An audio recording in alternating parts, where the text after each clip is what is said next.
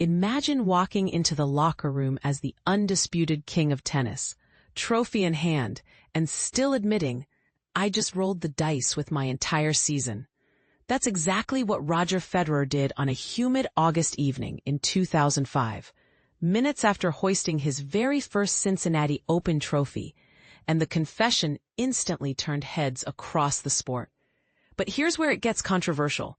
Most fans still believe champions should grind every single week. Federer, however, looked reporters straight in the eye and said that playing only one tournament between Wimbledon and the U.S. Open was quite a risk. Cue collective gasps from traditionalists who swear by the old-school match fit or bust mantra. Let's rewind.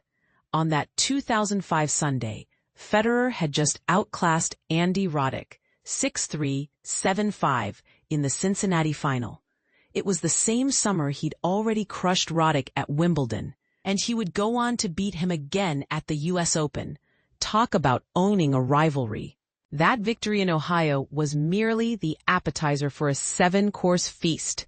Federer would eventually feast on the Cincinnati courts 6 more times, setting an Open-era record of 7 titles that still stands. Yet the real headline wasn't the silverware. It was the deliberate blank space on his calendar. Between the Wimbledon triumph and the U.S. Open grind, Federer chose to play just one event, Cincinnati, and then shut it down. No Montreal, no New Haven, no frantic tune-ups. In an era when agents and sponsors begged top players to chase ranking points and appearance fees, Federer's minimalist schedule felt almost rebellious. When pressed by journalists, he laid out his logic with the calm of a chess grandmaster. I also need my rest. I'm playing consistent for the last 2 years. This is really the moment where you can basically pick and choose. Translation: I'm world number 1. I've earned the right to protect my body, and I'm thinking 5 moves ahead. He even admitted the seductive pull of big money offers. Everybody wants to have you. The offers are big, you know. You're like, should I do it or should I not? Before reaffirming that longevity beats short-term cash every time. And this is the part most people miss. Federer wasn't just managing the 2005 U.S. Open. He was scripting the next decade of his career.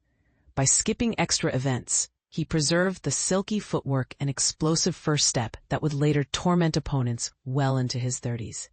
Critics called it arrogant. Fans called it genius. History calls it prophetic. The gamble paid off in neon lights. Weeks later in New York, Federer carved through David Nalbandian, Lleyton Hewitt, and finally Andre Agassi in the final.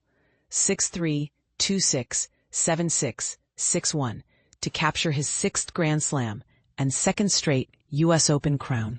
He would reel off 3 more Flushing Meadows titles in succession, 2006-8, turning the so-called risk into a masterclass in strategic load management long before sports science popularized the term. Ironically, after that 2008 triumph, Federer never lifted the U.S. Open trophy again.